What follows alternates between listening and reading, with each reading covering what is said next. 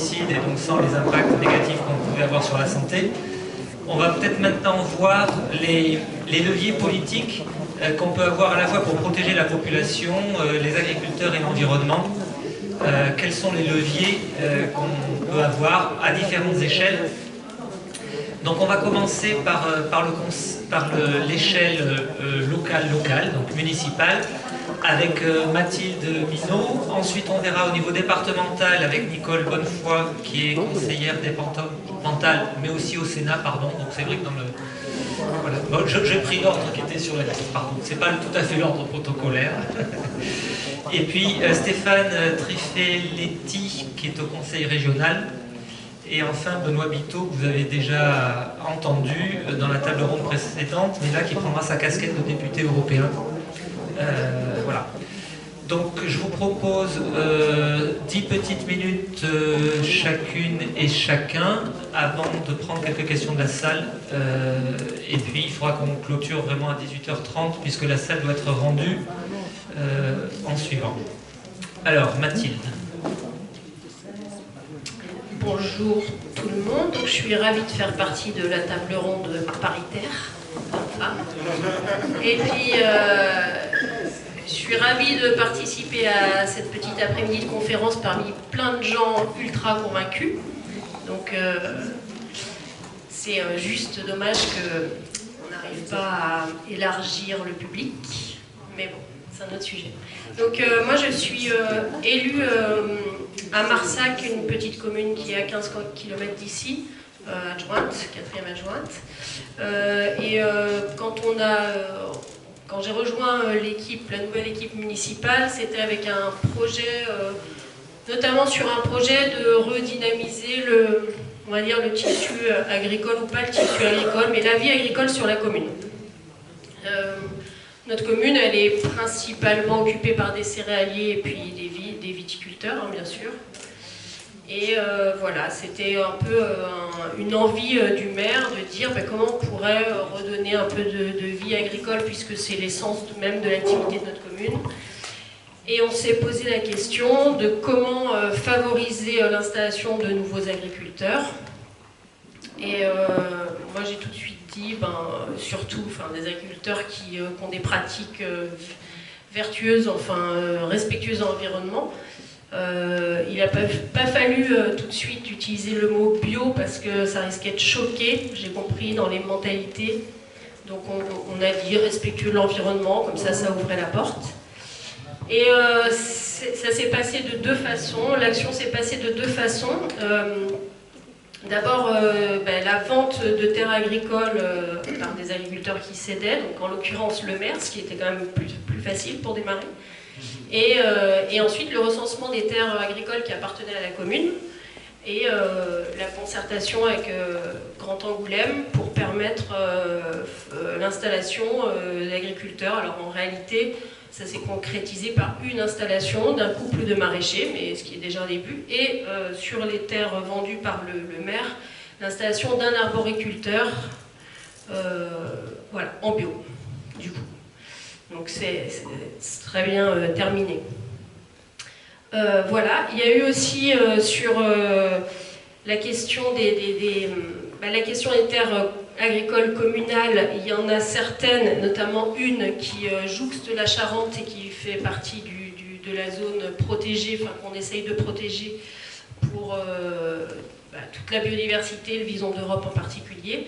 Et là, par exemple, sur une parcelle avec laquelle on a signé une convention de gestion avec la LPO pour la protection du vison, on a quand même convenu, on a réussi à écrire dans le plan de gestion qu'on souhaitait que la petite parcelle cultivée là, à cet endroit-là, le soit sans intrants chimiques de synthèse, quel qu'il soit.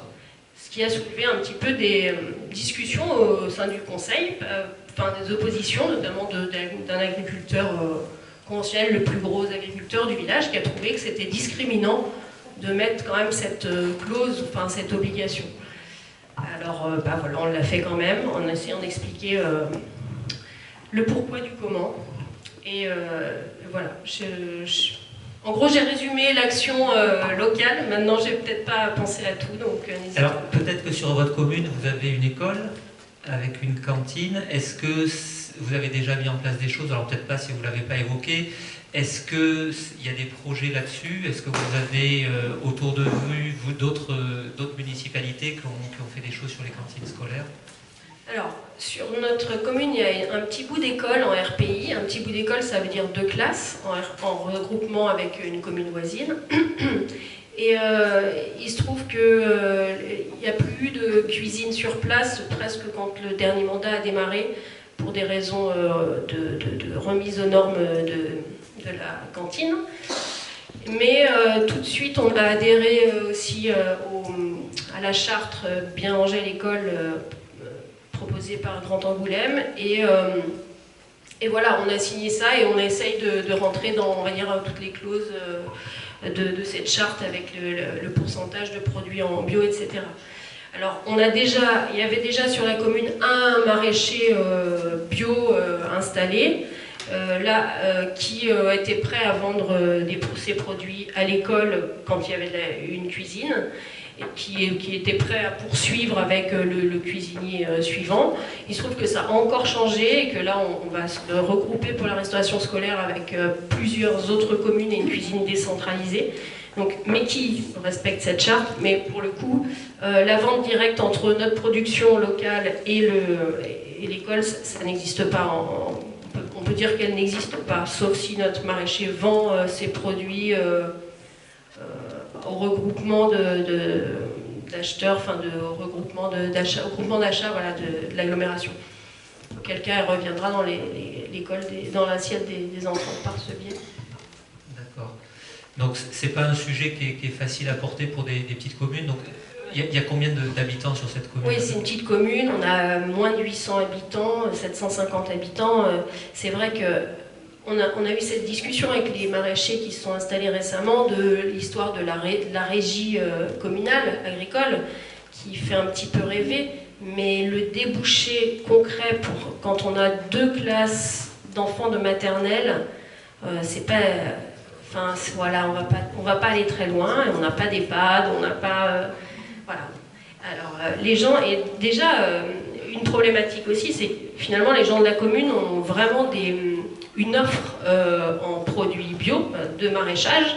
Prochainement, donc, des fruits, quand notre arboriculteur va arriver à produire, enfin, d'ici 2 ans, on va dire, ses premiers fruits. Il y a eu un marché de producteurs mis en place une fois par mois avec donc, des producteurs locaux et majoritairement bio qui viennent vendre leurs produits. Et malgré tout, il n'y a pas le pourcentage de la population qui vient s'alimenter en direct, il reste réduit, quoi. Par contre, est-ce que vous avez un retour des personnes du coup, qui se sont installées sur votre commune, ces agriculteurs-là? Est-ce qu'ils avaient cherché ailleurs? Est-ce que le fait que vous ayez eu cette démarche-là pour faciliter l'installation, quel retour ils ont pu vous faire par rapport à ça? Oui, déjà, c'est certainement la communication via le journal, comme pour aujourd'hui, informer les gens de l'action d'aujourd'hui, qui a vraiment permis de faire de la publicité. Ils ont été plusieurs à venir visiter les terres quand on a dit on cherche des porteurs de projets. Au final, peu de porteurs de projets avaient un projet peut-être suffisamment abouti et clairvoyant qui permettait de dire on prend. Et puis en plus, nous, la surface agricole disponible était réduite, acceptable pour le maraîchage, et dispersée parce qu'on avait rêvé de l'installation d'un céréalier, un boulanger, un paysan boulanger, on avait rêvé d'installation de petits élevages et je rêverais d'une autarcie alimentaire communale et intercommunale, mais déjà tout ce qu'on peut faire à petite échelle, ce serait déjà super.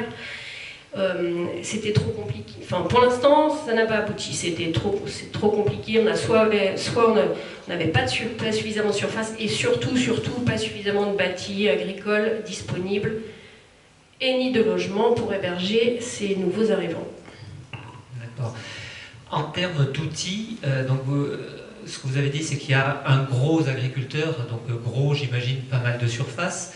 Est-ce que vous auriez besoin d'outils réglementaires qui pourraient vous aider après à conduire une politique d'aménagement du territoire telle que vous la souhaitez? Et est-ce qu'il y a des freins dans la réglementation aujourd'hui qui vous empêchent d'avancer aussi vite, ou est-ce qu'il vous manque des leviers, en gros? Alors moi je suis débutante en tant qu'élue, et oui, j'ai complètement l'impression qu'en gros on n'a pas de levier à l'échelle d'une commune, à part la bonne volonté de vouloir convaincre les gens et éventuellement les agriculteurs locaux, mais qui sont eux-mêmes hyper convaincus par les coopératives ou les boîtes pour lesquelles ils travaillent, NC et compagnie, enfin voilà, contre lesquels je ne peux pas beaucoup lutter. Donc les leviers, ouais. Non, il en faudrait effectivement des réglementations. Moi, je rêve de ça. Enfin, à chaque fois qu'on évoque la question, même du coup, je participe aux commissions ou au groupe de travail agriculture sur Grand Angoulême. Quel levier on a? À part stimuler l'installation, à part stimuler le réseau d'achat des produits agricoles en bio, c'est déjà pas mal, mais on ne peut pas contraindre, malheureusement, pour moi. D'accord, merci pour ce témoignage. Donc on va passer à Nicole Bonnefoy. Donc écoutez, vous avez 10 minutes. Merci beaucoup. 10 minutes, ça risque d'être court parce que j'ai à la fois le volet Sénat et le volet département, puisque je suis aussi élue départementale. Donc je vais essayer d'être succincte et puis après je répondrai aux questions. Donc oui, je suis sénatrice de la Charente depuis 2008, donc je suis à la moitié de mon 3e mandat. Et probablement le dernier. Et donc, depuis 2008, j'ai beaucoup travaillé à la question des pesticides et l'impact des pesticides sur la santé humaine et sur la santé environnementale, et principalement humaine. Je suis partie donc élue en 2008, de l'histoire de Paul François, on connaît ici, les Charentais. Paul François qui a été donc empoisonné au lasso, qui s'est battu... comme d'autres se sont battus, qui ont créé l'association Phytovictimes. À l'époque, j'étais conseillère régionale de Poitou-Charentes, et la région d'ailleurs soutenait l'association Phytovictimes, et donc qui sont battus, et qui se battent encore, pour améliorer la reconnaissance des maladies professionnelles et l'indemnisation des préjudices subis liés aux pesticides sur la santé donc, des agriculteurs. Et donc c'est partant de l'histoire de Paul François, mais aussi de Jackie Ferrand, dont le fils est décédé. Peut-être il y en a qui le connaissent ici, viticulteur, Jackie. Je pense aussi à de Charente-Maritime. Et voilà, Yannick Chenet, qui était lui éleveur et qui est décédé. Donc ce sont des personnes qui sont mobilisées et donc qui ont créé cette association. Et donc partant de leur histoire, j'ai demandé, voilà, parce que la question est que peuvent faire les politiques. Moi, en tant que sénatrice, à ce moment-là, j'ai demandé au Sénat la création d'une mission d'information sur la question des pesticides et l'impact des pesticides sur la santé humaine.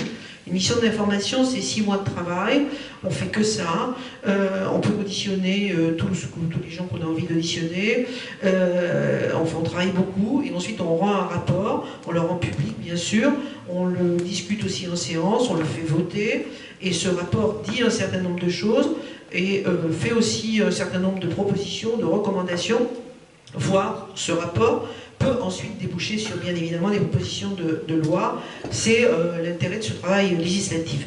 Donc moi, j'ai demandé la création d'une mission d'information sur les pesticides et sur la santé humaine. Le rapport fait toujours date aujourd'hui, on me le dit souvent, et qui, à l'époque, donc en 2012, faisait 5 constats, qui sont les mêmes qu'aujourd'hui. Sous-évaluation des risques et des dangers des pesticides pour la santé, les protections contre les pesticides n'étaient pas à la hauteur, bien évidemment, des dangers, et les pratiques doivent changer. Je vous donne les recommandations essentielles. À partir de là, quand on a fait un rapport, l'idée c'est pas de le mettre sur la cheminée ou pour caler la porte, l'idée c'est de le faire vivre, et je n'ai cessé de le faire vivre, et encore jusqu'à aujourd'hui. De le faire vivre ça a été dit sous forme de proposition de loi. Mon collègue Joël Labbé, que vous devez connaître, sénateur vert, qui faisait partie de la mission d'information qui était la mienne. Moi j'étais rapporteur, lui était membre de la mission. Dans les recommandations, on avait mis l'interdiction d'utiliser les produits phyto par les collectivités locales, pour le traitement des espaces publics. Et donc Joël a déposé une proposition de loi qui a été votée d'ailleurs, et qu'on appelle aujourd'hui la loi Labbé, et donc qui s'applique. Et donc c'était une recommandation du rapport qui était le mien. D'autres choses ont été reprises dans les lois. Je pense à la loi agricole de 2014 en particulier. C'était Stéphane Le Foll qui était ministre de l'Agriculture. Et donc je pense à l'indépendance de l'ANSES. À l'époque, l'ANSES, qui est notre agence nationale, n'était pas indépendante puisqu'elle était sous la coupe du ministère de l'Agriculture. Et ceux d'ailleurs que le gouvernement veut remet en cause pour rattacher de nouveau, donc on est en train de vouloir reculer.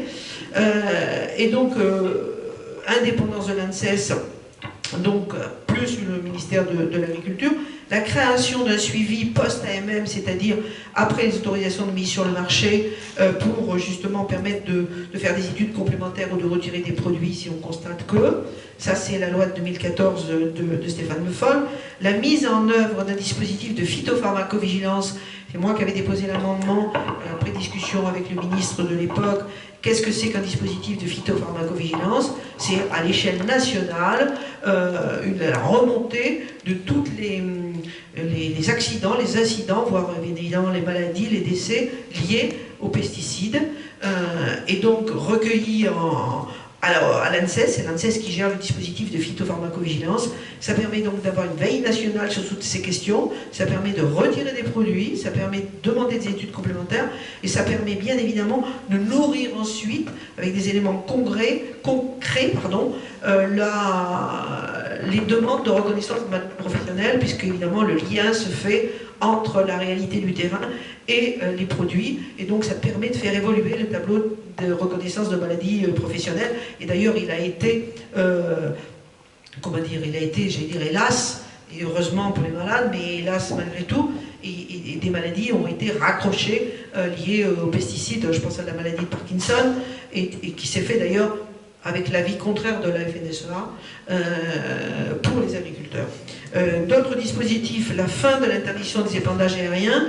Avant la loi de 2014, c'était autorisé les épandages aériens. C'est interdit grâce à la loi de 2014. Vous avez dû entendre là le gouvernement et la FNSEA qui demandent à nouveau, et moi je l'ai vu au Sénat pour des textes qui arrivent, à nouveau de recommencer les épandages aériens avec des drones, par exemple. Évidemment, on est contre. La séparation du conseil de la vente, c'était dans mon rapport, et c'était un amendement qui est passé dans la loi de Stéphane Le Foll, majeur, c'est-à-dire ceux qui vendent les produits ne peuvent pas vous conseiller, donc séparation du conseil de la vente. Et donc là, c'est pareil, on entend les syndicats majoritaires qui demandent à nouveau à ce qu'on puisse apporter, ceux qui vendent les produits, le conseil. Taxe sur le chiffre d'affaires pour la vente des produits sur les produits des pesticides, 6 millions d'euros, ce qui a permis, c'est un amendement aussi, ce qui a permis de financer le dispositif de phytopharmacovigilance en particulier. Donc voilà des choses concrètes qui ont été faites. Qu'est-ce que j'ai fait ensuite? J'ai déposé un peu plus tard, ça c'était en 2016, une proposition de loi pour créer un fonds d'indemnisation pour indemniser les victimes des pesticides, des produits phytosanitaires. Ce fonds d'indemnisation était calqué sur le fonds d'indemnisation des malades de l'amiante. Et j'avais travaillé avec Phytovictimes et les avocats de Phytovictimes pour une reconnaissance intégrale des maladies liées aux produits phytosanitaires. Ma proposition de loi a été votée au Sénat, elle n'a pas été reprise à l'Assemblée nationale, hélas, parce que la majorité était une majorité de droite, au Sénat aussi. Enfin bon, le Sénat, j'avais fait ce qu'il fallait pour qu'il soit voté, mais ça n'a pas été repris à l'Assemblée nationale. Par contre, le gouvernement a repris cette proposition de loi sous forme d'amendement pour inscrire ce dispositif dans la loi de finances. Donc le fonds d'indemnisation existe aujourd'hui, il fonctionne, même s'il a été amoindri, puisque moi j'ai demandé la prise en compte et le règlement d'un préjudice intégral, et aujourd'hui c'est simplement une indemnité forfaitaire. Ceci dit, évidemment c'est moins bien que cela aurait dû être, mais il a le mérite d'exister, et c'était une bagarre importante. D'ailleurs, ça me faisait plaisir, même si évidemment le mieux aurait été qu'il ne soit pas malade. Je pense au jeune Théo, que vous avez dû tous voir à la télévision, qui justement a obtenu du fonds d'indemnisation créé par l'amendement qui était le mien et repris par le gouvernement. Il a été indemnisé de façon forfaitaire, certes, mais ce qui était important, c'était que la commission scientifique du fonds d'indemnisation ait fait le lien entre le glyphosate que sa maman utilisait pour traiter autour de son... je crois qu'elle avait une carrière de chevaux, voilà. Et donc entre le glyphosate et l'enfant qu'elle portait in utero à ce moment-là. Et donc le fonds d'indemnisation a reconnu le lien, et donc ce jeune homme a pu obtenir cette indemnisation, même si financièrement c'était pas grand-chose, c'était extrêmement important pour eux d'avoir cette reconnaissance. Et j'ai vu depuis d'ailleurs que le CHU d'Amiens avait mis en place la première consultation pesticides et pathologies pédiatriques, constatant que insuffisamment de gens sollicitaient le fonds d'indemnisation, et là ce sont des médecins qui ont mis en place cette consultation pour informer davantage, de manière à ce que ceux qui ont ce type de problème puissent bénéficier du fonds. D'ailleurs, j'en profite pour faire le lien avec le conseil départemental de la Charente où je suis élue, le Phytovictime, l'association Phytovictime, et le département soutient Phytovictime, travaille avec Phytovictime pour que Phytovictime puisse, auprès du monde médical en particulier, mais aussi du monde agricole, partager la dangerosité de ces produits et les soutenir dans leur demande d'indemnisation en maladie professionnelle, parce que c'est un parcours du combattant, et aussi pour l'obtenir des financements dans le cadre de la création du fonds d'indemnisation pour les victimes des produits phytosanitaires. On est le seul département en France à le faire, donc, et c'est la nouvelle majorité qui l'a fait, et donc j'en suis heureuse, même si encore une fois, ce serait mieux qu'il n'y ait pas du tout ce type de fonds d'indemnisation. J'en profite parce que je l'ai vu, les médecins du Limousin qui est là, sont représentés, que je connais bien évidemment, puisque l'association a été lancée au moment où nous rendions notre rapport en 2012 au Sénat sur la question des pesticides et la santé humaine. Et donc ma collègue qui était sénatrice à l'époque de Corrèze était venue avec les médecins du Limousin pour la création de l'association. Donc depuis, évidemment, les uns et les autres ont continué à travailler. Qu'est-ce que j'ai fait encore plus récemment? J'ai déposé une proposition de loi sur les sols, vous l'avez peut-être vu, considérant que les sols sont des sols vivants, et donc il faut les protéger, et qu'il faut inscrire le droit des sols dans le Code de l'environnement, au même titre que l'eau, que l'air, etc. Donc là, j'ai beaucoup travaillé avec tous les scientifiques qui ont, en France, on a des scientifiques remarquables qui ont, je pense, ceux d'INRAE et d'autres, qui ont un savoir important, qui aident d'ailleurs, qui accompagnent les agriculteurs pour qu'ils maîtrisent mieux la vie des sols et donc aller vers l'agroécologie. Ma proposition de loi tombée, j'allais dire, à pic, c'était en plein dans la crise agricole, donc elle tombait à pic eu égard à l'urgence que nous avons à traiter ces questions-là. Malheureusement, elle n'a pas été votée au Sénat, et je le regrette, pour la raison suivante, et ça m'a été dit clairement, et je l'ai dénoncé, la FNSEA ne voulait pas de cette proposition de loi sur les sols, et donc la majorité sénatoriale, LR et centristes, n'ont pas voté cette proposition de loi. Donc, il y avait un diagnostic des sols dedans, il y avait un certain nombre de choses, et évidemment, le combat va continuer, parce que c'est pas parce qu'un texte n'est pas voté qu'il ne faut pas continuer à se battre. Donc on va continuer à se battre en déposant des amendements, en intervenant, etc., etc., etc. Donc voilà, j'allais dire vite fait, mais c'est le travail d'années de bataille pour avancer sur ces questions. Et là, je vais venir au département vite fait pour vous dire, mais c'est important, pour revenir plus au terrain. Mais le terrain nourrit le travail parlementaire, vous l'avez bien vu. Et donc, qu'est-ce que fait le département, en particulier la nouvelle majorité du département? Et j'ai la responsabilité du volet agricole et du volet environnemental au département.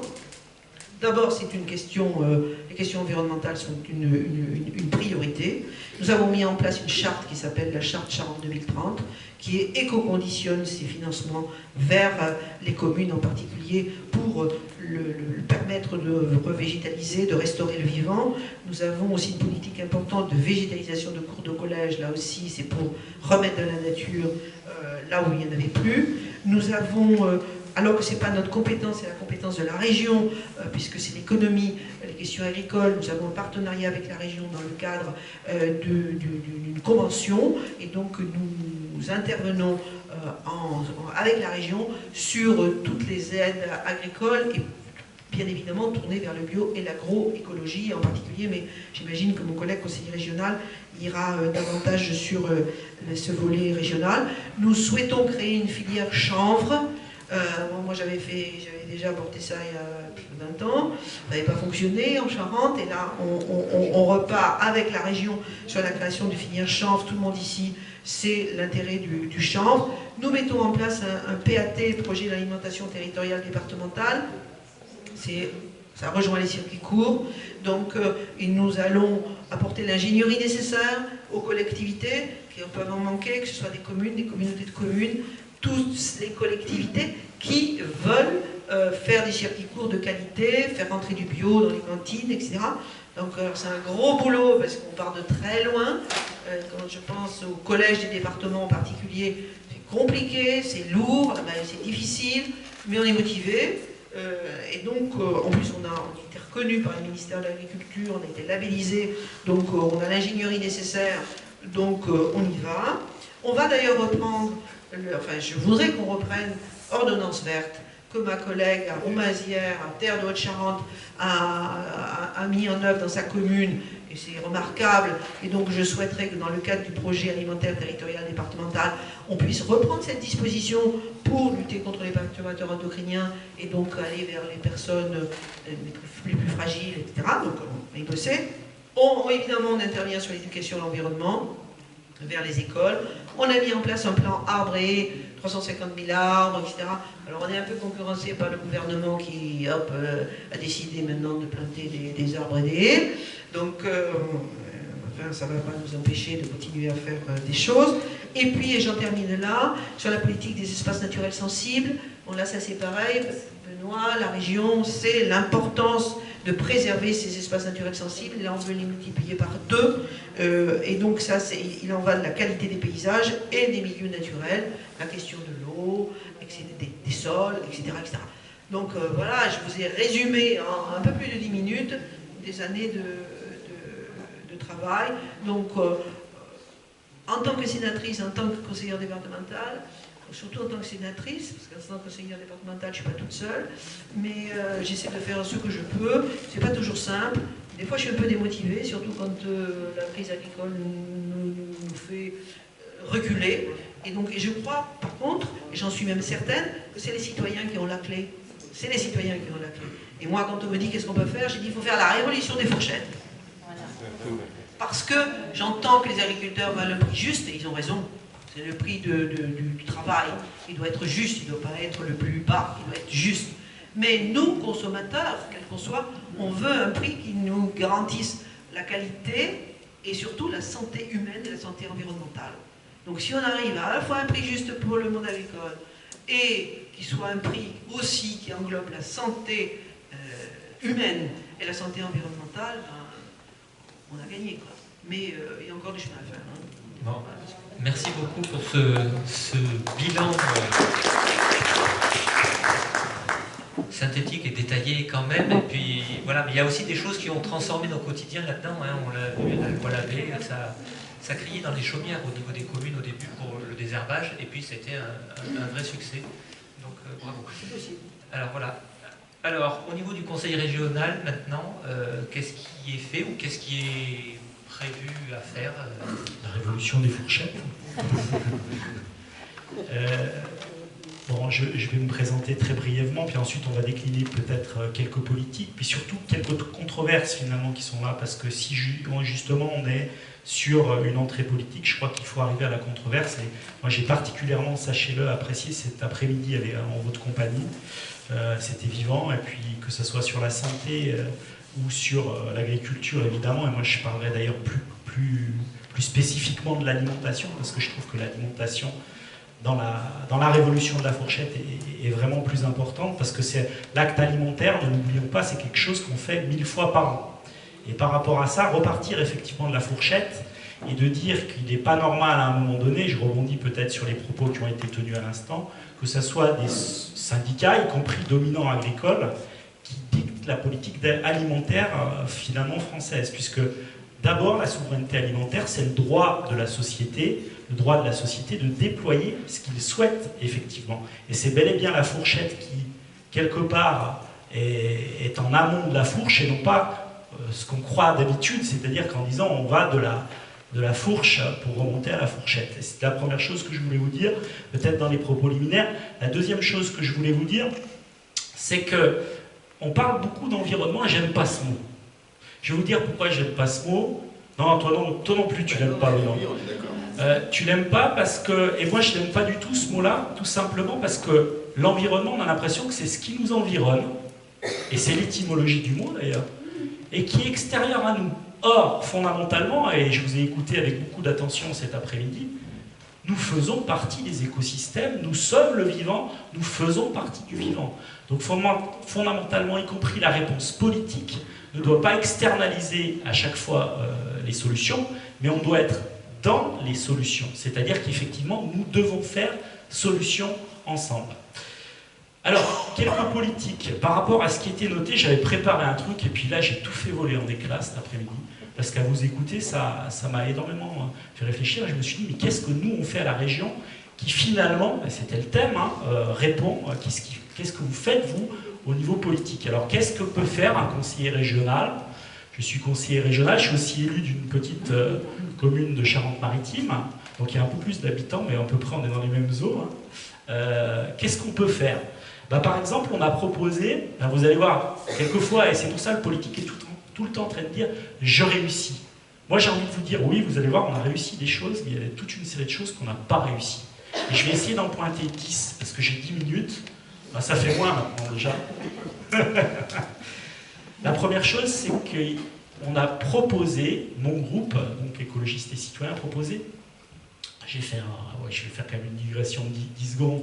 Mon premier mandat, j'étais dans la majorité, et puis mon deuxième mandat, je le fais dans l'opposition, ce qui n'est pas du tout d'ailleurs la même posture. La première chose, c'est que durant ce mandat, on a proposé un conservatoire régional des terres nourricières. Si on estime que la surface agricole, et y compris derrière les sols, sont des choses qui sont fondamentales, il faut à un moment donné que la puissance publique, y compris une région, puisse cranter, pourquoi pas, alors ce matin il y avait lâché par exemple de Terdonien à l'Oisellerie, c'est vrai, mais puisse cranter du foncier agricole, parce que le cœur, on le sait bien, de la bataille, il est là aussi.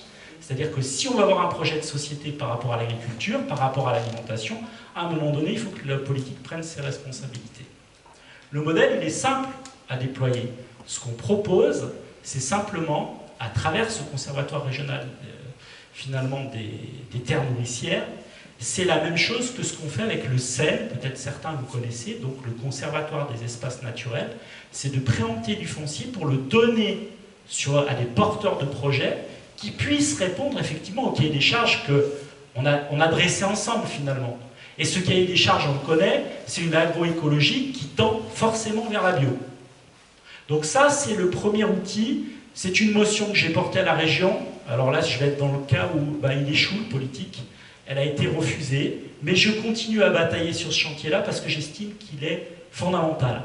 Un deuxième, et je sais que le département, et les départements, que ce soit le 16 ou d'autres, sur nos 12 départements de Nouvelle-Aquitaine, ont bossé là-dessus, c'est sur la commande publique. Une collectivité comme la région, qui quand même a une batterie de lycées dans ses territoires, doit pouvoir à un moment donné, eh bien, tout simplement, flécher la commande publique vers de la bio, vers du local, vers de la bio et du local, on est bien d'accord, Mais ça, effectivement, ça fait partie, et je sais qu'il y a, c'est d'ailleurs un souhait des socialistes qui ont mené ça sur la commande publique. Il y a toute une série de départements qui sont allés vers là. Et c'est vrai qu'on a été un petit peu déçus la semaine dernière lorsqu'on a vu que notre proposition n'a malheureusement pas été acceptée. Peut-être qu'on l'a mal rédigée, c'est ce que je me suis dit. Parce que je sais qu'il y a énormément de... vous en faites partie, hein, qu'il aurait pris avec je pense, ou tout du moins qu'il aurait écouté avec beaucoup d'acuité. Alors vous voyez, on a voilà, il y a des choses qu'on ne réussit pas. Puis de temps en temps, on en a quelques-unes qu'on réussit. On a présenté donc l'année dernière, dans le cadre de la politique, et c'est tout à son honneur, même si je fais partie de son opposition, Alain Rousset, dans sa feuille de route Néo-Terra, donc sa feuille de route menant à une transition environnementale et écologique, comment on fait finalement pour sortir des pesticides, et notamment des pesticides dont on a pas mal parlé au niveau de la santé environnementale, les pesticides CMR1, CMR2, donc cancérigènes, mutagènes, reprotoxiques. Comment on fait? Eh bien, nous avons là aussi déposé un texte qui est amendé dans Néo-Terra avec un échéancier. Cet échéancier, il a 2 dates principales. La première, c'est 2025. 2025, donc, sortie officielle du glyphosate pour la région Nouvelle-Aquitaine. Et nous sommes la seule région de France à avoir noté ça dans le texte. Ça veut dire qu'effectivement, il peut y avoir un cadre européen, et Benoît va en parler ensuite, qui va imposer, entre guillemets, une autre feuille de route. Mais nous, en tant que responsables politiques dans nos collectivités, nous prenons nos responsabilités. Nous disons, à un moment donné, ça a été cité parce qu'on voit les dégâts que ça fait au niveau santé, stop. Donc pour la région Nouvelle-Aquitaine, nous allons sortir en 2025, le glyphosate n'aura 0 aide de la part de la région. Et c'est la même chose pour les pesticides CMR, dont je parlais un instant, à l'horizon, ce coup-ci 2030. Et ça, je crois que c'est vraiment des choses importantes, parce que quand les territoires, ceux qui font territoire, que ce soit au niveau local ou au niveau régional, à un moment donné, eh bien, interpellent les autres échelons, il faut leur dire que nous, dans les territoires, nous sommes capables de prendre nos responsabilités si dans d'autres sphères, d'autres ne sont pas capables de le faire. Quelque chose qui me tient énormément à cœur. Si on veut s'en sortir avec la précarité alimentaire qu'il y a à l'heure actuelle, ça passera forcément par une réflexion autour de la sécurité sociale alimentaire. Et la sécurité sociale de l'alimentation, ce sera le levier à mettre en place, peut-être au niveau local, là aussi, avec des expériences qui sont particulièrement intéressantes. Et pourquoi pas arriver, on a bien une carte verte, hein, qui s'appelle notre carte de sécu, d'avoir une aide à tous les citoyens, avec évidemment une proposition de dégressivité ou plus ou moins importante par rapport aux revenus, la possibilité eh bien, d'accéder à des produits qui répondent aux standards simples de la santé humaine et des écosystèmes, c'est-à-dire de la bio. Et ça, la région, c'est une motion, là aussi, une proposition que j'ai faite. Malheureusement, elle n'est pas passée à 2 voix près, mais je continue à bosser là-dessus parce que c'est vraiment quelque chose qui sera essentiel au niveau des territoires. Il y a des territoires comme à Bordeaux où on expérimente ça, il y a des territoires autres, hein, voilà, dans le cadre du PAT, moi, alors la semaine prochaine, dans le cadre du PAT, nous c'est mardi pour la Saintonge, c'est des choses qui vont être mises effectivement sur le tapis. Mais à un moment donné, il faudra que chacun prenne ses responsabilités aussi. Le sol, j'en parle deux secondes, simplement pour dire oui, la région Nouvelle-Aquitaine, depuis cette année, c'est pas vieux, a voté là aussi un texte concernant une motion sol. Hein, vous savez, c'est les fameux 30 cm où on a 80% de la biodiversité. Eh bien, les sols sont, par la région Nouvelle-Aquitaine, officiellement protégés. Ça veut dire que la région, en tant qu'objet politique, institutionnel, s'engage. Et effectivement, elle ne va pas avoir la main législative, évidemment. Mais les territoires, c'est faire remonter à un moment donné. Nous prenons des responsabilités, prenez-les, chacune et chacun, à votre échelle. Il y a une directive, il y a la directive européenne sur les sols. Ouais. J'essaie de brosser ce qui a été dit aussi. On a parlé des PFAS. J'ai présenté une motion là aussi l'année dernière, par contre, sur les PFAS à la région, qui a été malheureusement ajournée. Mais par contre, Nicolas, donc ce qu'on appelle les polluants éternels, mais on en a parlé, c'est vrai, cet après-midi, mais il n'y avait peut-être pas tout le monde qui était là, tu as raison, on insiste là-dessus, Benoît. Et ces polluants éternels, finalement, qu'on retrouve depuis l'adhésif, le Gore-Tex, etc., mais qu'on retrouve aussi dans, y compris les pesticides, 10%, on l'a dit, 10% des pesticides ont des PFAS.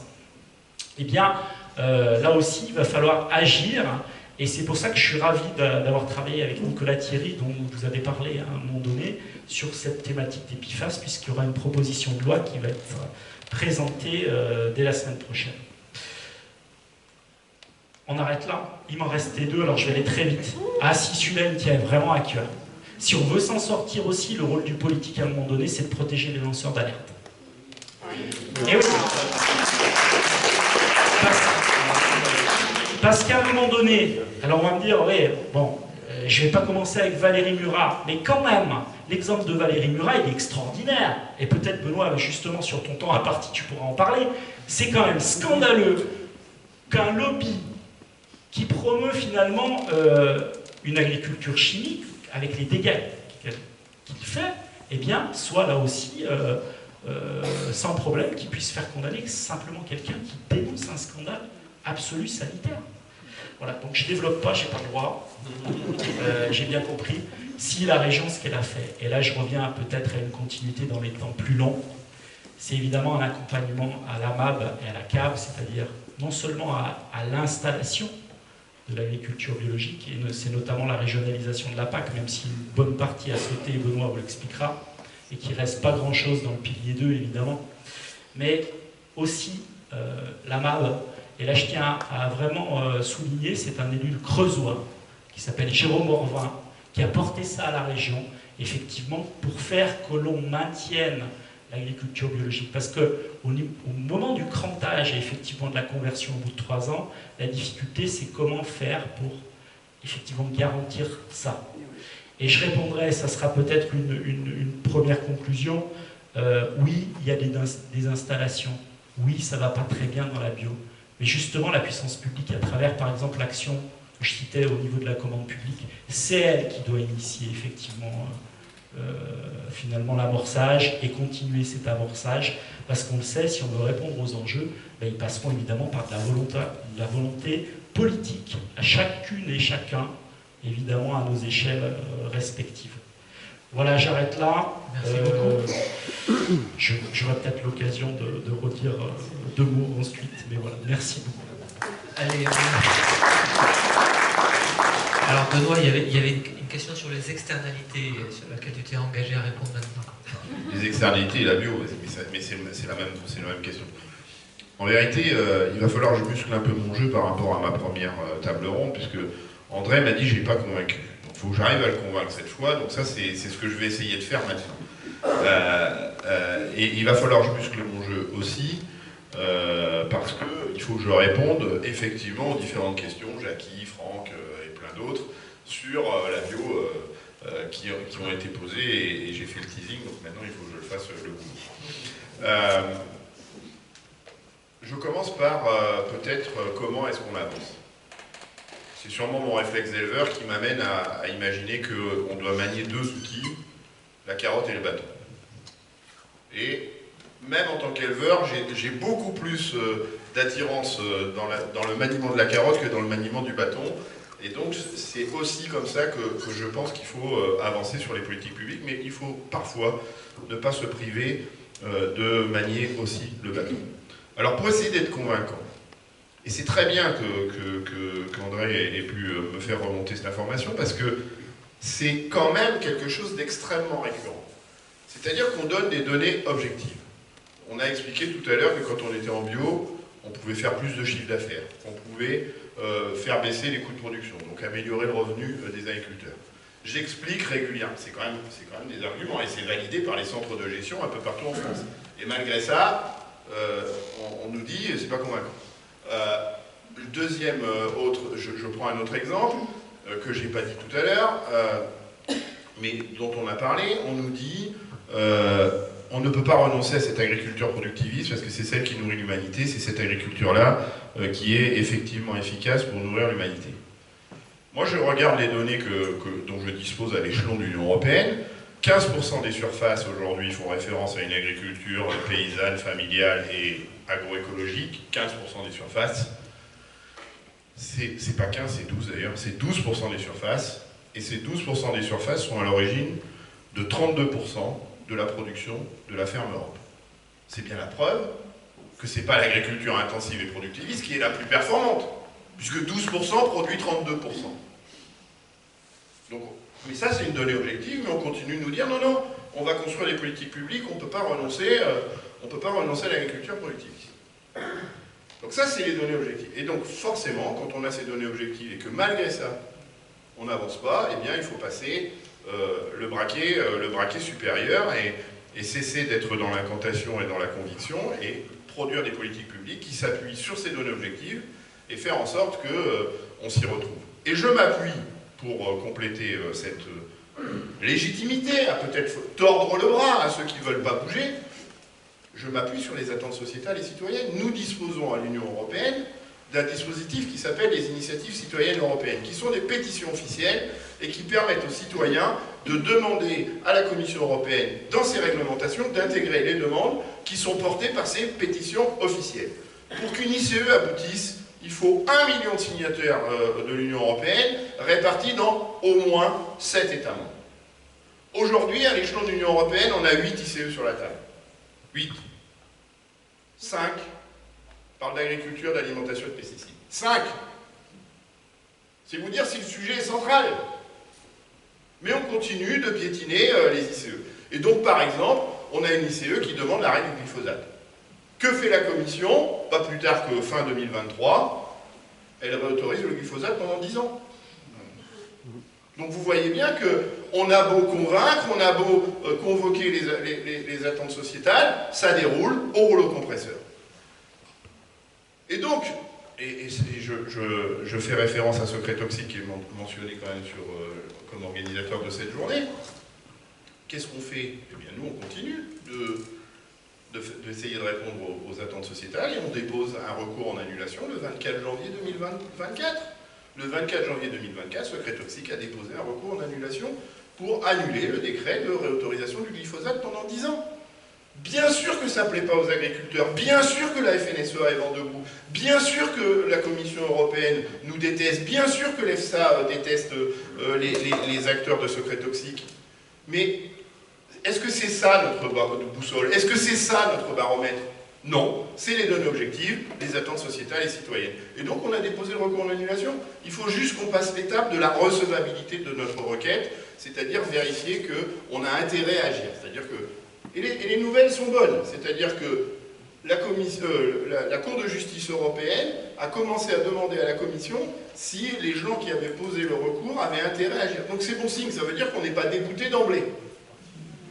Je regarde Franck parce que bien sûr Franck est notre compagnon de lutte sur ce sujet-là. Et donc si on passe la recevabilité, tous les juristes disent qu'on va gagner le recours en annulation et qu'on va gagner l'arrêt de l'utilisation du glyphosate. Et donc ça c'est massue. Et moi j'ai pas de problème avec ça, quand bien même je vais me faire détester par les agriculteurs qui disent qu'on a besoin du glyphosate, on en a parlé juste avant. Référence à la crise agricole qu'on vient de traverser. La crise agricole, en vérité, on nous dit ces écolos nous font chier, ils sont responsables de tout, je vous l'ai dit tout à l'heure, les pesticides, la diminution des pesticides, on n'a pas commencé, les engrais synthétiques, on n'a pas commencé, ça n'a rien à voir avec l'écologie. Et quand je regarde cet excellent sondage des labs, on se rend compte que quand ils consultent les agriculteurs, 62% d'entre eux disent il ne faut pas renoncer à la transition agroécologique, il ne faut surtout pas renoncer à la transition agroécologique. Ce que nous disent 62% des agriculteurs, c'est on a besoin d'être accompagnés. Ce que nous disent 23% des agriculteurs, presque un quart, la transition agroécologique est une opportunité. Il ne reste plus que 15%, une frange d'irréductibles gaulois, référence à des hommes politiques que vous connaissez, qui refusent de changer de pratique. C'est plus que 15%. Sauf que celui qui parle d'irréductibles gaulois continue de discuter avec qui? Avec ces 15% pour trouver des mesures. Donc il faut continuer de mener le bras de fer avec l'aide des attentes sociétales et citoyennes. Une fois que j'ai dit ça, comment est-ce qu'on va faire? Et ça m'amène sur la problématique de la crise de la bio. Eh bien, faire le constat que l'agriculture, d'abord, et tu l'as dit Stéphane, c'est bien sûr le sujet de l'alimentation, c'est bien sûr, et c'est d'actualité, le sujet du revenu des agriculteurs, le sujet du renouvellement des générations, mais c'est aussi le secteur stratégique du dérèglement climatique, de l'effondrement de la biodiversité, du respect de notre santé, qui sont des sujets pour lesquels on a véritablement rendez-vous avec l'histoire si on veut préparer l'avenir des générations futures à peu près sérieusement. Et c'est d'autant plus vrai, et c'est l'angle mort de toutes les réflexions quand on parle d'agriculture, qu'on met beaucoup d'argent public sur la table. La politique agricole commune, c'est de très loin le plus gros budget de l'Union européenne. 38% du budget total de l'Union européenne consacré à l'agriculture. Et qu'est-ce qu'on fait avec cette enveloppe, qui se chiffre en dizaines de milliards d'euros par an, presque 70 milliards d'euros par an? On continue de perfuser un modèle agricole qui n'est pas au rendez-vous de l'histoire. Et tant qu'on le perfusera, ben il continuera d'exister. Donc il faut sortir de ces logiques-là et construire des politiques publiques qui arrêtent de perfuser et qui ne soutiennent que les transitions. Et ce dont je rêve, et c'est pour ça que je m'autorise à faire de la politique, d'abord parce que moi je suis un disciple de Gandhi qui disait « montrer l'exemple n'est pas une façon de convaincre, c'est la seule ». Et donc moi, dans mon parcours scientifique, d'abord, de paysan ensuite, j'ai côtoyé des réussites, des exemples qui montrent qu'un autre chemin est possible, et que cet autre chemin possible est celui qui va sortir l'agriculture de la mauvaise ornière dans laquelle elle est enlisée. Et c'est parce que j'ai fait ce constat-là, tout en restant modeste et humble, hein, que je m'autorise à faire de la politique et à essayer de changer les politiques publiques pour sortir tout le monde de cette mouise dans laquelle ils sont parfaitement enlisés.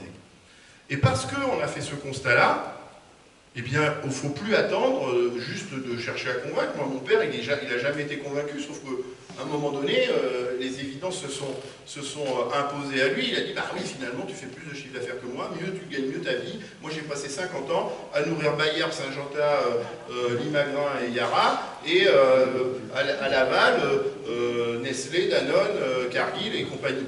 Et au bout du bout, j'ai brassé beaucoup d'argent, mais moi, il m'en est pas resté beaucoup. Donc, il a fait le constat que ça allait mieux. Mais ça suffit pas. C'est-à-dire que lui aussi m'a dit il faudra nourrir la planète. Lui aussi m'a dit pas de pesticides, pas de récolte. Donc maintenant, à partir du moment où on a des données objectives, on change de braquet. On n'est plus là dans le monde des bisounours. On essaie de convaincre, on essaie de pas trop choquer la FNSEA, pas trop choquer le COPA-COGECA, pas trop contrarier Bayer. Il faut sortir de ça et dire, et Mendès France disait gouverner c'est prévoir, dire maintenant, on a suffisamment de données sur la table pour dire maintenant ça suffit. Fin de la récréation, nos enfants sont en train de mourir de cancer, la biodiversité est en train de disparaître, le climat s'accélère comme jamais, fin de la récréation, maintenant les politiques publiques ne doivent servir qu'à ça. Et donc, député européen, moi ce pourquoi je plaide, c'est que la politique agricole commune ne soit plus que des paiements pour services écosystémiques.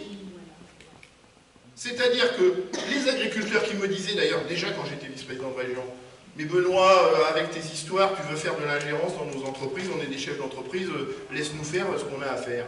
Ils me disaient ça. J'ai dit très bien les copains. Vous êtes des chefs d'entreprise, mais moi je ne fais pas d'ingérence.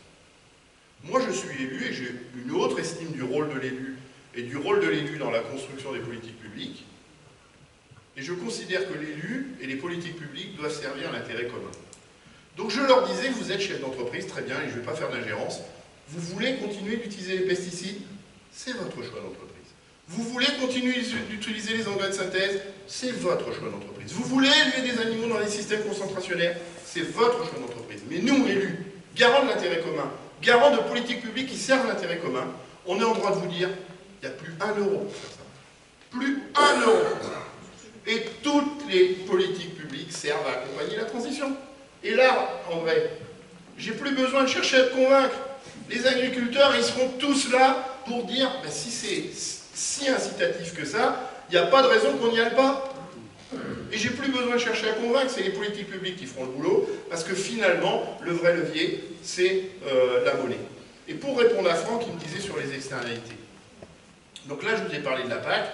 Imaginez que demain, les 10 milliards d'euros, 9 milliards et demi d'euros qui viennent de l'Union européenne via la PAC ne financent que des PSE.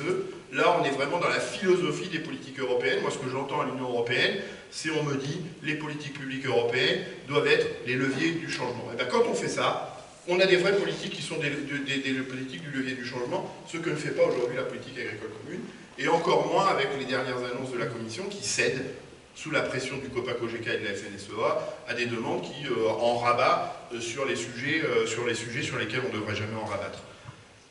Mais il y a aussi la dimension nationale, c'est-à-dire qu'aujourd'hui, avec ces politiques publiques qui perfusent le mauvais modèle, on est obligé de mobiliser des politiques publiques absolument pharaoniques pour réparer les dégâts de ces pratiques agricoles sur le climat, sur la santé, la biodiversité, sur les ressources vitales comme l'eau.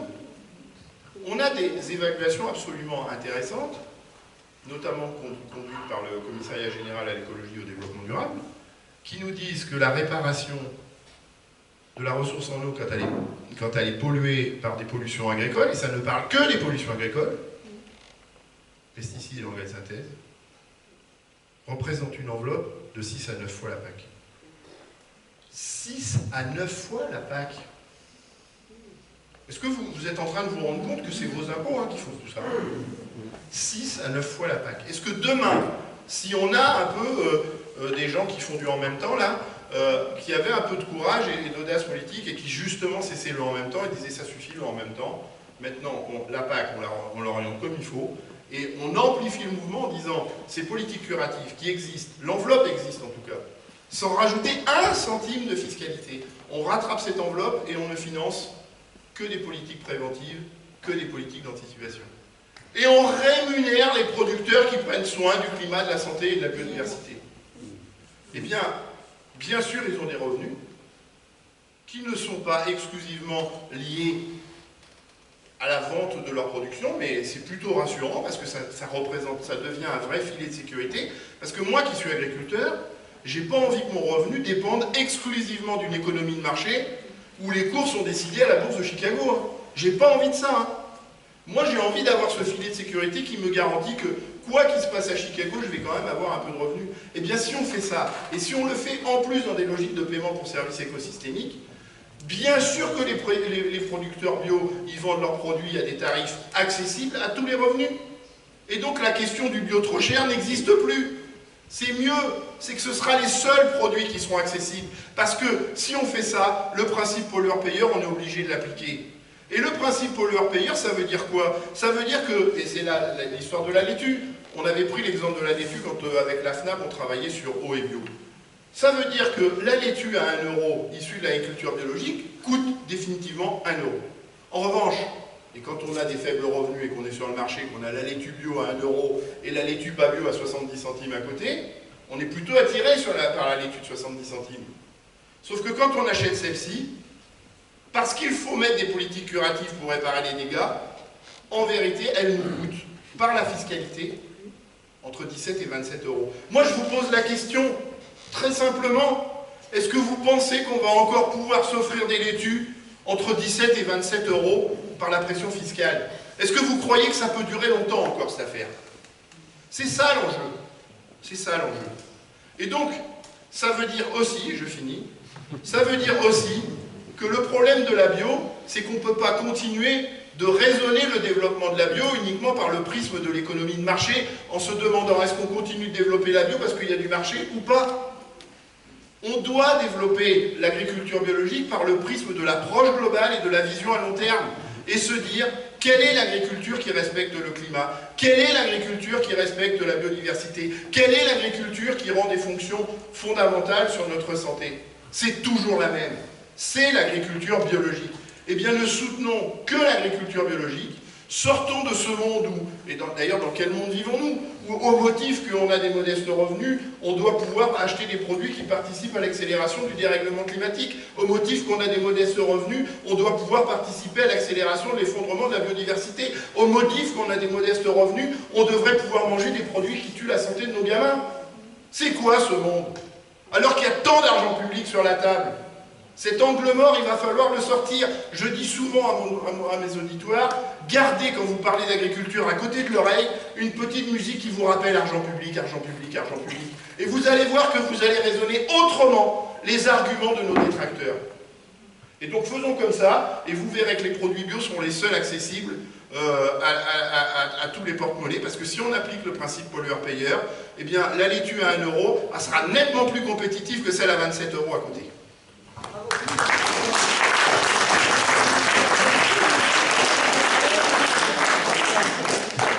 Merci Benoît pour cette démonstration. Alors, je ne sais pas jusqu'à quand est-ce qu'on peut prendre une question peut-être, jusqu'à moins le quart, hein? Et après, il faudra qu'on libère la salle, je pense.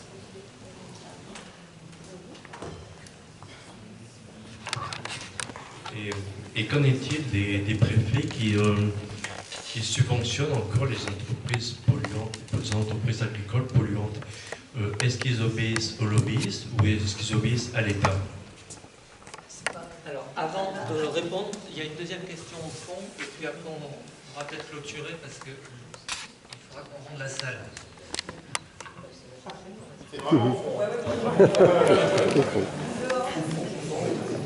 Oui, bonjour.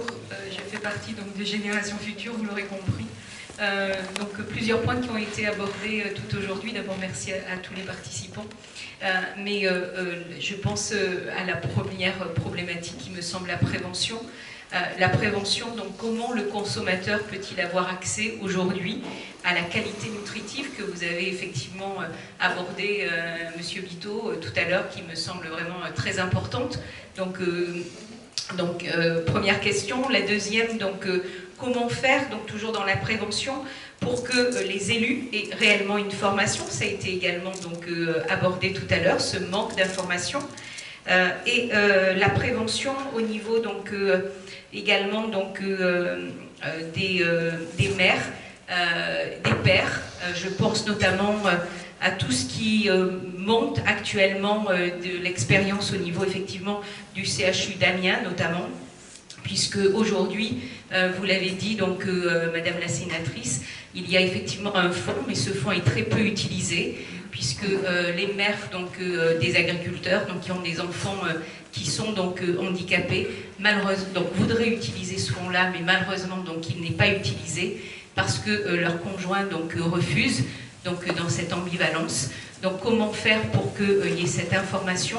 Comment faire pour que concrètement tous les CHU au-delà d'Amiens puissent avoir une telle unité mentionnant réellement les pesticides et les pathologies donc au niveau des pathologies donc pédiatriques. Donc ça c'est ces questions-là. Moi j'ai entendu sur Bordeaux, donc oui mais nous aussi CHU on a une telle unité. Non, pas du tout. Ils ont une unité au niveau de l'environnement, mais c'est pas aussi clair que ça. Donc personne ne va vraiment au niveau de ce service. Prévention, quelle est la mission de l'ARS? Comment se fait-il que les ARS ne nous donnent pas autant d'informations? Et nous avons beaucoup parlé d'alimentation, mais il y a aussi des tissus, donc les tissus que nos bébés donc, utilisent, donc carrément sur leur peau, avalent aussi dans tout ce qui est donc, des jouets. Qu'est-ce qu'on fait par rapport à ça? Il n'y a pas que l'alimentation, les crèches, etc. Donc je pense qu'effectivement, il y a toute cette information qui n'est pas là, cette formation de départ. Voilà. Et puis, voilà, c'est tout. Merci. Bon, c'était pas juste une simple question. Vraiment, 1 minute chacun maximum, et puis après, il faut qu'on libère la salle. Je prends 1 minute et je donne. Sur la première, les préfets, ils appliquent la loi, hein, c'est-à-dire qu'ils ne contreviennent pas la loi, c'est la loi qui est mal faite. Et la loi est mal faite parce qu'il y a la cogestion entre la FNSEA et l'État. Donc voilà, c'est ça qu'il faut qu'on fasse exploser. C'est-à-dire qu'on préférait les données objectives au discours corporatiste de la FNSEA. Pour les questions de madame, il y en a une, c'est sur la formation des élus, c'est déterminant. Beaucoup, quand on parle de Bruxelles, ont le réflexe de dire qu'il faut supprimer les lobbies. Mais moi, je suis plus radical que ça. Je dis qu'il faut supprimer les élus qui écoutent les lobbies. À partir du moment où il n'y a plus d'élus qui les écoutent, ils disparaissent naturellement. Et donc, c'est ça le problème. C'est que vous, et je dis vous, j'imagine qu'il y en a peu dans cette salle, ou pas d'ailleurs, mais quand vous vous rendez dans l'isoloir et que vous choisissez un bulletin de vote, c'est à vous de choisir le bulletin de vote de gens qui ne tendent pas l'oreille au lobby. Moi, je peux parler de mon expérience. Ils sont venus me voir les 6 premiers mois. Je les vois plus, hein. Ils ont compris qu'ils perdaient leur temps. Donc si tous les élus fonctionnaient comme ça, les lobbies disparaîtraient de même. Et la première question, je me rappelle plus ce que c'était, mais...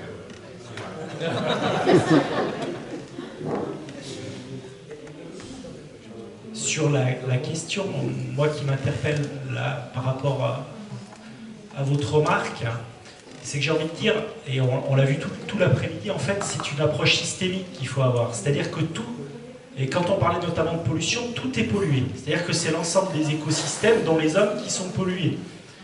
Et derrière ça, moi j'ai envie de vous dire, et ce sera ma seule réponse, parce qu'on pourrait repartir sur des tunnels, et c'est peut-être pas l'heure, a priori.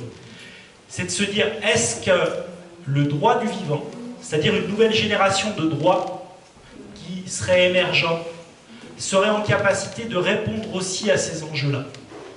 Et je pense, là aussi, à une action concrète qui a été menée, qu'on a menée l'année dernière, qui est le droit du fleuve Charente. Le droit du fleuve Charente, est-ce qu'un fleuve peut avoir un droit? Si un fleuve a un droit, eh ben, je suis désolé, mais y compris celui qui va aller se baigner dedans, il doit pouvoir être en sécurité. Elle a le droit de s'écouler, elle a le droit d'avoir un débit suffisant, elle a le droit d'avoir une qualité suffisante, elle a le droit de rendre des services écosystémiques suffisants. Et je pense qu'il faut, à travers, on l'a vu, cette histoire de la santé-environnement, ça va au-delà. C'est revisiter finalement notre droit et faire qu'il y ait demain des droits émergents, j'espère que j'appelle mes voeux, des droits à la nature et les droits surtout de la nature.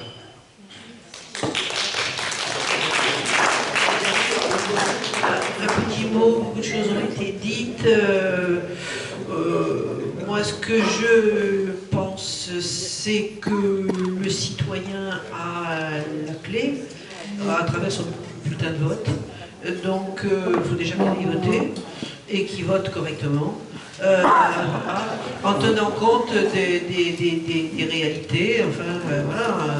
Donc, parce que il y a beaucoup de gens qui viennent nous voir et qui n'ont pas voté, ou qui ont mal voté, ou qui râlent, etc. Donc, je pense qu'il faut, au contraire, et les jeunes en particulier, mais pas que, mais aussi les jeunes, quand on écoute les sondages pour les européennes, et qu'on voit les jeunes vont au Rassemblement national en priorité, c'est quand même assez désespérant, quoi. Donc il faut, à travers le bulletin de vote, faire preuve d'intelligence politique pour que les choses changent, sinon ça va être compliqué, hein. Ça, c'est la première des choses. Et la deuxième, c'est que les politiques, au regard des mandats que sont les leurs, ils font, au regard des idées, des valeurs que sont les leurs, ils font ce qu'ils peuvent, comme ils peuvent, autant qu'ils peuvent. Mais ils ont besoin, et moi je le vois maintenant depuis un moment, ils ont besoin de la société civile. Ils ont besoin des citoyens, ils ont besoin des associations, ce que tu appelais tout à l'heure lanceurs d'alerte. Ils ont besoin de ça. Moi, je le vois, on s'épuise. Des fois, même, on pourrait tout à fait avoir tendance à baisser les bras, parce qu'il y en a ras-le-bol, quoi. Parce qu'on répète toujours la même chose, parce qu'on a avancé, on a mis des années pour avancer de 1 centimètre, mais on dit déjà beaucoup, 1 centimètre. Et voilà pas que maintenant on recule de 2 centimètres. Enfin, donc c'est complètement épuisant. Et ça, on a besoin de la société civile. Une société civile, ça ne veut pas dire de la violence, mais ça veut dire des gens qui sont rassemblés, qui une autre façon de faire de la politique, parce que je pense que c'est aussi faire de la politique, c'est pas un engagement dans un parti politique, mais c'est un engagement associatif, c'est important. Et donc la citoyen est d'exprimer, de dire, d'accompagner, de soutenir. Et donc, les médias aussi, on a besoin de ça. Moi, je le vois quand je vois des médias, je dis, seul, je ne vais pas y arriver, j'ai besoin de ça, ça. Je vois sur les sols, par exemple, et c'est majeur. Voilà, donc j'appelle de mes voeux un vote correct et une mobilisation des citoyens pour voter et au quotidien. Moi, j'étais ravie d'avoir à mes côtés des collègues élus qui s'engagent, et j'imagine que vous aussi, et dans le bon sens, enfin dans le sens, en tout cas un sens qui vous convient. Après, aujourd'hui, les deux questions que je me pose à la fin de cette journée, c'est comment, à la base, informer nos concitoyens et nos collègues et nos agriculteurs, etc., et nos enfants, et les former à l'école pour qu'ils comprennent ce que c'est un fait scientifique, et qu'ils n'aient pas des opinions qui leur tombent des réseaux sociaux, mais qui s'appuient sur des réels faits scientifiques pour comprendre la dangerosité des choses. Donc ça c'est la base, et c'est notre travail de tous les jours, et ça doit passer à mon avis aussi par des formations à l'école et aussi dans les écoles du ministère de l'Agriculture, n'est-ce pas, qui devraient œuvrer davantage dans le bon sens. Et puis de l'autre côté, effectivement, toute la réglementation et tout ce qui va nous apporter par le haut, qui va nous contraindre finalement à une sorte un monde qui va malheureusement, on va devoir en passer par là, contraindre un monde agricole à changer dans la bonne direction.